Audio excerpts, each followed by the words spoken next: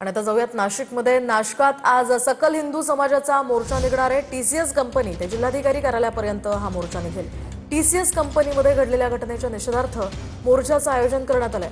शिवाय वेगवेगळ्या हिंदू संघटना या मोर्चामध्ये सहभागी होणार असल्याची ही माहिती आहे। अधिकची माहिती जाणून घेऊयात आमचे प्रतिनिधी चंदन पुजाधिकारी यांच्याकडून। चंदनजी, नाशिकमध्ये आज हा सकल हिंदू समाजाचा मोर्चा निघणार आहे, कसं आयोजन असणार आहे, काय अधिकची माहिती?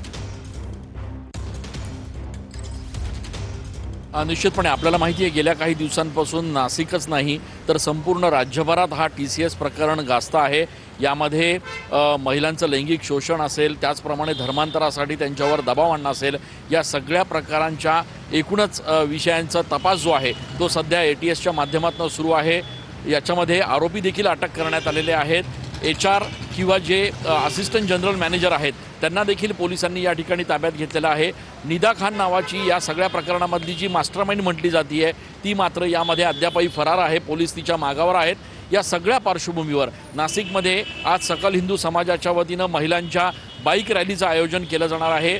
अशोका हॉस्पिटल ज्या ठिकाणी खरं तर ही कंपनी आहे त्या ठिकाणून हा मोर्चा निघणार आहे। जिल्हाधिकारी कार्यालयापर्यंत या मोर्चाचं आयोजन करण्यात आलेलं आहे। नाशिकच्या भाजपच्या आमदार देवयानी फरांदे या संपूर्ण मोर्चाचं आणि आंदोलनाचं नेतृत्व करणार आहेत आणि त्याच्यामुळे आजच्या या आंदोलनाच्या निमित्तानं या माध्यमातून एक इशारा देखील दिला जातोय की अशा पद्धतीनं जे काही प्रकार नाशिकमध्ये किंवा राज्यभरात सुरू आहेत त्याला शासनानं आळा घालावा आणि या सगळ्याला प्रतिबंध करावा। त्यामुळे या संपूर्ण मोर्चाच्या पार्श्वभूमीवर पोलिसांचा देखील मोठा बंदोबस्त जो आहे तो नाशिकमध्ये तैनात असणार आहे आणि या मोर्चामध्ये महिलांचा मोठा सहभाग असणार आहे। नक्कीच या संदर्भातले अपडेट्स तुमच्याकडनं घेत राहणार आहोत। तुर्तास धन्यवाद चंदनजी दिलेल्या या सविस्तर माहितीसाठी।